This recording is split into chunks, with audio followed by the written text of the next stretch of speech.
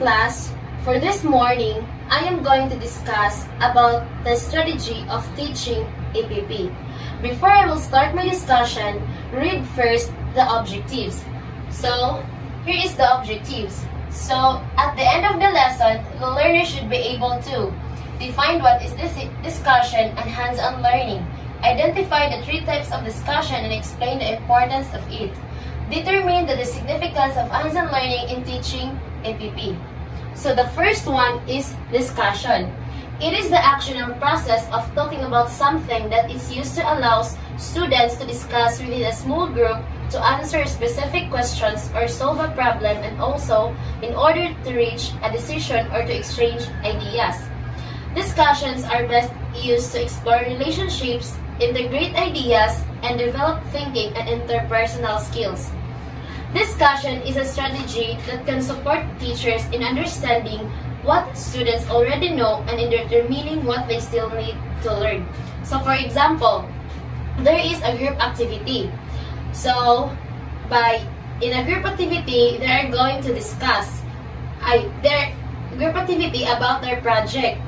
So in order then to find the solution or about their problem, they are going to discuss. For example, there is a group activity about their project. In order then to find the solution or to solve the problem, they are going to discuss to know the solution of it. So there are the three types of discussion. The first one is summary type of discussion. Summary type of discussion is a brief summarization of a larger work that gives the reader a comprehensive understanding. Effective summary is a way to communicating to your readers of what the source topic is about. Summarizing teaches students how to discern the most important ideas in a text and on how to ignore irrelevant information. So for example, there is the story. So in order them to understand or to develop comprehensive understanding, it should be a summarization. And by that, it teach the students on how to discern the important information and on how to ignore irrelevant or unimportant information. In order to know that the students are building understanding, the teacher will ask some questions. If the students can answer the question, it means that between the teacher and the students are building understanding or connections. So that's why building understanding is really important to each and everyone. The last one is consensus discussion. It's a group discussion where everyone's opinions are heard and understood. The solution is created respects those opinions. A process that is needed to identify issues, clarify questions, establish decision-making criteria, and address all concerns. The goal of this is to create an understanding of the issues and then share the perspective of all involved.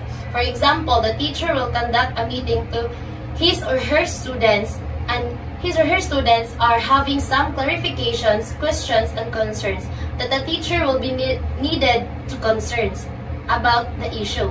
And by that, the goal of this is to create an understanding of the issues. So the next is hands-on learning. Hands-on learning is another term of experiential learning. It's because it is a form of education which students learn by doing. It is also a process of learning by actually doing and experiencing something. It is important to have hands-on learning because during hands-on activities, students work together and foster teamwork. Hands-on learning improves their cognitive understanding of the subject material and social skills.